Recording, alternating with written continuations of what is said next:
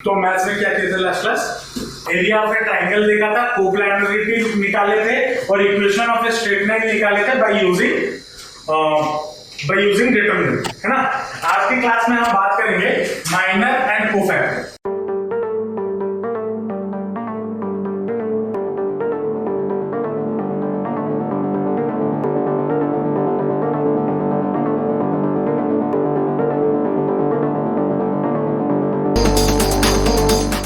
अब इसको ना हम क्वेश्चन से समझते हैं तो अच्छे से और आसानी से समझ में आ जाए। जैसे मान लो आपको एक डिटरमिनेंट गिवन है, ठीक है, मान लो ये एक डिटरमिनेंट है, ये गिवन, ठीक है। पहले समझते हैं माइनर क्या होता है। माइनर, इसको रिप्रेजेंट कैसे किया जाता है। माइनर को रिप्रेजेंट किया जाता है एम से, किससे, कैपिटल एम से, ठीक है। और जब माइनर हम कोई भी एक ये जो डिटरमिनेंट है इसका ऑर्डर कितना है, 3/3 या फिर ऑर्डर 3 है, ठीक है। तो टोटल नंबर ऑफ माइनर्स एक डिटरमिनेंट में कितना होगा, जितने उसके एलिमेंट्स हो। तो एक पॉइंट की पॉइंट क्या लिखना है, total number of minor is equal to total number of element in the determinant, ठीक है। तो इस डिटरमिनेंट में कितने एलिमेंट्स हैं, 9 एलिमेंट्स है, और 9 एलिमेंट तो कितने माइनर हो जाएंगे, 9 माइनर होंगे। क्या क्या 9 माइनर होंगे, जैसे ये वाला प्लेस क्या है, अगर जनरल पोजीशन की बात करें 1 1 1 2 1 3 ऐसे ना, तो कितने माइनस होंगे, M11 M12 M13, वैसे ही M21 M22 M23 M31 M32 M33, ये आपके टोटल माइनस हो गए। कितने माइनस हो गए, 9 माइनस हो गए। जितने एलिमेंट्स होंगे उतने माइनस होंगे, ठीक है। अब और एक इसमें ऑब्जेक्टिव टाइप का क्वेश्चन भी कभी पूछ लेता है, इफ, अच्छा उसके बारे में बात करेंगे, बाद में बात करेंगे। मुझे इसका इस एलिमेंट का माइनर निकालना है, मतलब M11 का माइनर निकालना है, ठीक है ना। M11 के पोजीशन में 11 के पोजीशन में क्या एलिमेंट है, 5, तो इसका माइनर मुझे निकालना है। इसका माइनर निकालने के लिए क्या करोगे, ये एलिमेंट जिस एलिमेंट का निकाल रहे हो वो जिस रो में है और जिस कॉलम में है उसको बंद कर दो। ये 5 किस रो में है, इस रो में, और किस कॉलम में है, इस कॉलम में, बंद कर दो। क्या बचा, 0 1 2 3 बचा। इसको सॉल्व कर दो, आपको माइनर 1 1 मिल जाएगा। सॉल्व कर दो तो कितना आएगा, 0 -2, तो कितना हो गया, -2 हो गया। वैसे ही अगर मैं M12 निकालना चाहूं कितना हो जाएगा, M12 ये वाला है, ये जिस रो में है और जिस कॉलम में है उसको बंद कर दो, तो क्या बचेगा, 2 3 1 1 2 3 1 और 1, इसको सॉल्व करो कितना आएगा, 6 -1 5 आएगा। वैसे ही M13 निकालो कितना होगा, 8 उसका एलिमेंट है। M13 क्वेश्चन में क्या है, 8, तो ये 1 और ये 1, 2 into 2 4, फिर 1 into 0 2 0 1 2, तो ये कितना हो जाएगा, 4 - 0 तो 4, ये हो गया। अब वैसे ही M21 निकालो, 21 कौन सा एलिमेंट है, ये वाला, ये 1, तो क्या हो जाएगा, 3 into 3 9, मैं डायरेक्ट लिख रहा हूं और ये नहीं लिख रहा हूं, समझ में आ गया ना, तो डायरेक्ट कर लो। 3 into 3 9 9 - 16 9 - 16 which is equal to कितना हो जाएगा, -7 होगा या नहीं होगा, हाँ। वैसे M22 कौन सा, 0, तो ये 1 और ये 1, तो 5 3 15 -8 15 minus 8 which is equal to कितना हो जाएगा 7। वैसे ही अगर M23 निकाले, M23 क्या है 1, ये बंद और ये बंद, तो कितना हो जाएगा 5 2 जा 10 माइनस 3 7। वैसे ही M31 क्या हो जाएगा, ये 1, ये बंद और ये बंद, 3 माइनस 0 0 3 होगा। वैसे M32 ये वाला क्या हो जाएगा, ये रो बंद और ये कॉलम बंद, तो 5 माइनस 16 कितना हो जाएगा माइनस 11 होगा।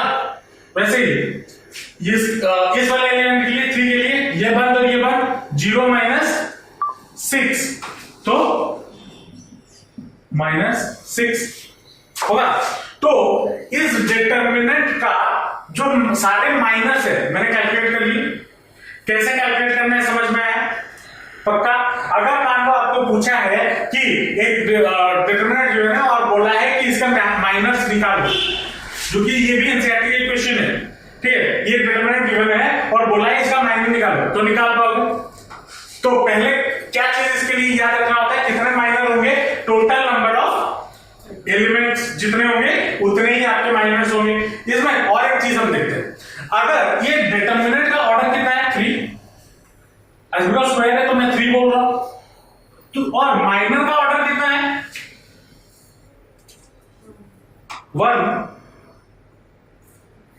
इसका ऑर्डर कितना है 2 है ना, 2 क्रॉस 2। तो if order of determinant is equal to n, अगर डिटरमिनेंट का ऑर्डर n हो, मतलब अगर 4 क्रॉस 4 हो, 5 क्रॉस 5 हो, 100 क्रॉस 100 हो, तो उसका जो माइनर होगा, order of minor will be equal to कितना n-1। ये याद रखना है, ऑब्जेक्टिव टाइप क्वेश्चन में पूछ लेते हैं, ठीक है। अगर आपका डिटरमिनेंट का ऑर्डर n है तो उसके माइनर का ऑर्डर क्या हो जाएगा n-1।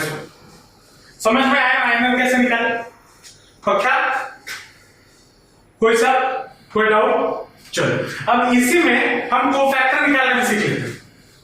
अगर मुझे बोले कि इस डिटरमिनेंट के कोफैक्टर निकालो, कोफैक्टर्स बेसिकली क्या होता है, कुछ भी 5 सेकंड का काम है।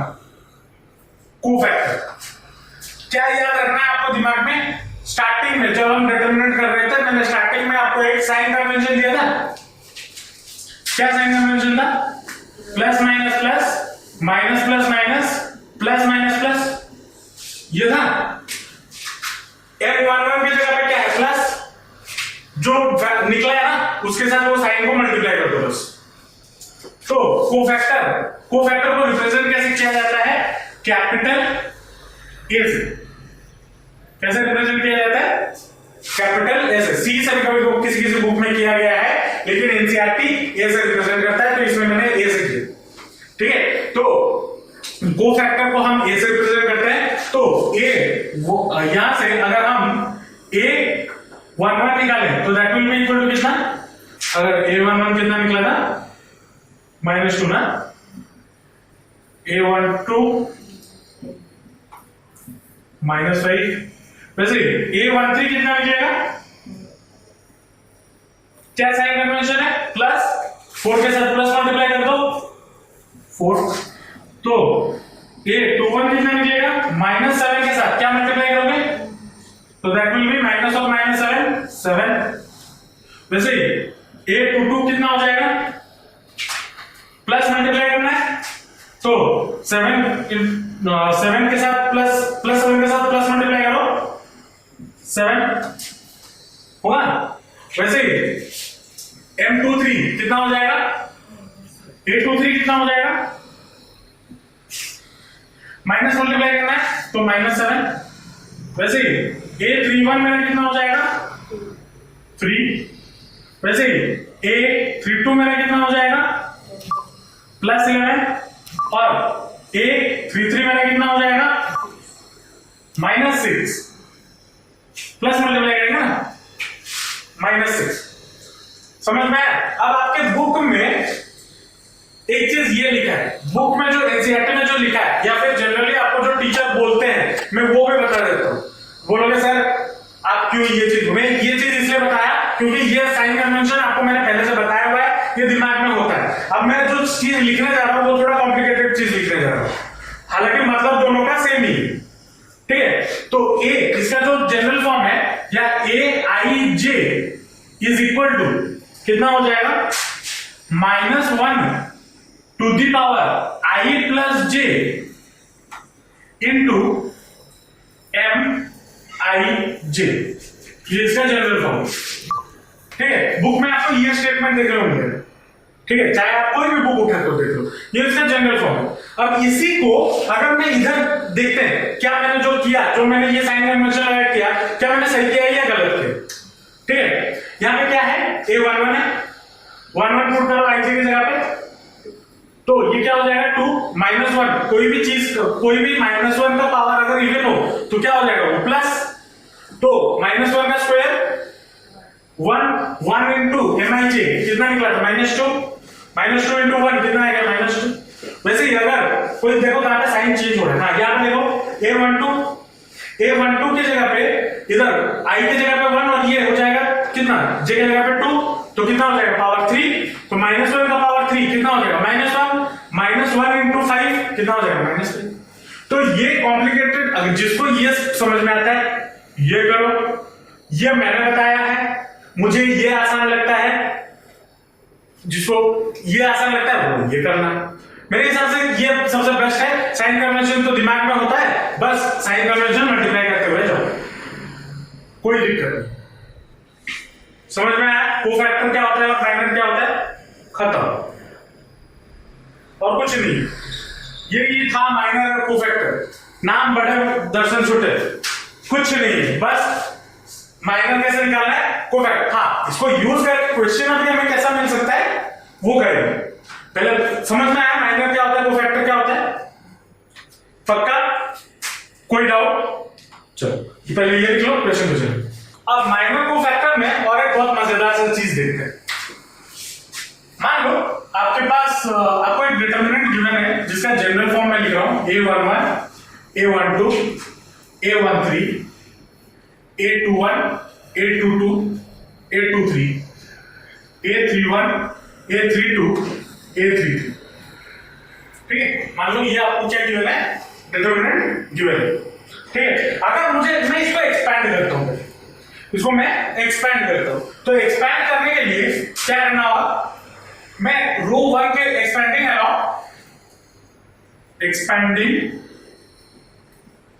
अलॉन्ग रो 1 एक्सपैंड करता हूं, ठीक है। तो अगर मैं एक्सपैंड करता हूं तो क्या मिल जाएगा, that will be equal to a11 into determinant of ये वाला और ये वाला, a22 a23 a32 a33, ये होगा, फिर क्या होगा माइनस, ये होगा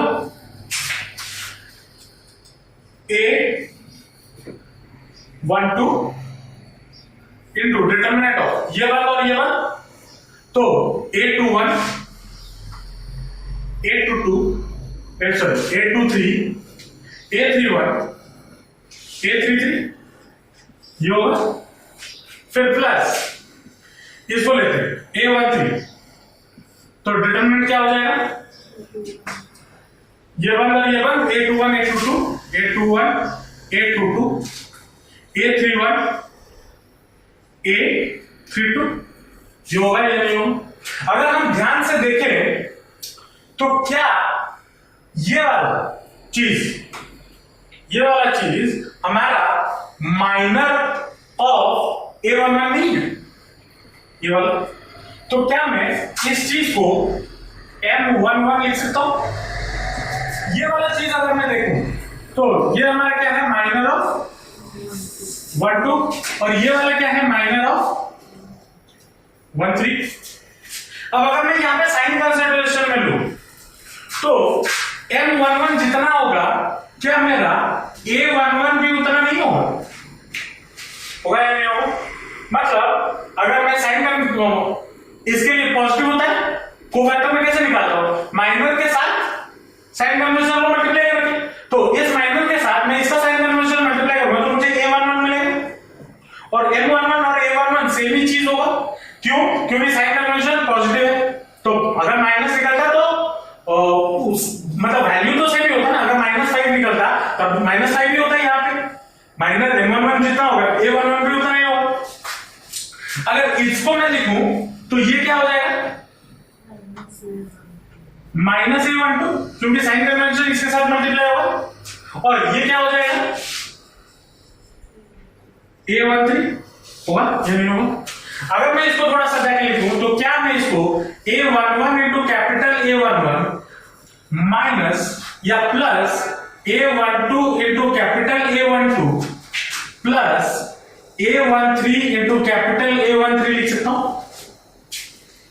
हूं या लिख सकता हूं। तो अगर मैं डिटरमिनेंट को एक्सपैंड करना चाहता हूं तो मैं कोई भी रो से या कोई भी कॉलम से अगर मुझे एक्सपैंड करना हो, मान लो मैं कॉलम 3 से एक्सपैंड करता हूं, तो ये एलिमेंट इनटू इसका कोफैक्टर प्लस ये एलिमेंट इनटू इसका कोफैक्टर फिर ये एलिमेंट इनटू इसका कोफैक्टर। या फिर कोई भी कॉलम से करना चाहो, अगर मैं इस कॉलम से करना चाहूं कॉलम 1 से, तो ये एलिमेंट इनटू इसका कोफैक्टर प्लस ये एलिमेंट इनटू इसका कोफैक्टर प्लस ये एलिमेंट इनटू इसका कोफैक्टर। किसी को तो कोई भी डिटरमिनेंट को सॉल्व करने के लिए अगर मुझे कोफैक्टर पता है तो मैं क्या उसका डिटरमिनेंट एक्सपैंड कर सकता हूं। हाँ यार, समझ में आया? पक्का? इसी के बेसिस पे हमें क्वेश्चन पूछा जाता है, ये थोड़ा इंपॉर्टेंट है, तो ये रिजल्ट याद रखना। तो डिटरमिनेंट हम कैसे लिख सकते हैं, ऐसे भी लिख सकते हैं। तो इसको अगर हम वर्डिंग में लिखना चाहें, ये उसका जनरल स्टेटमेंट हो गया। क्या है? Sum of the product of elements of any row, कोई भी रो या कोई भी कॉलम का एलिमेंट और उसके कोफैक्टर का मल्टीप्लिकेशन सबका कर दो और ऐड कर दो, तो आपको डिटरमिनेंट का एक्सपेंशन मिल जाएगा। समझ में आया? पक्का? चलो, मान लो ये क्वेश्चन गिवन है, क्या गिवन है? Using cofactors of third column evaluate this. अब इस चीज को मैं अगर इसको सॉल्व किया जाए, कॉलम 3 कौन सा है? YZ, ZX और XY, ये वाला। अब मुझे क्या पता है, डिटरमिनेंट कोफैक्टर को निकालने के लिए मुझे क्या करना होगा? पहले इसका क्या निकालना है? माइनर। तो इसका माइनर क्या होगा? कोई J माइनर, राउंड मुंडे वाला माइनर नहीं, गाने नहीं सुनना। हाँ, इसका माइनर निकालने के लिए क्या करना होगा? ये बल और ये बल क्या हो जाएगा? Z minus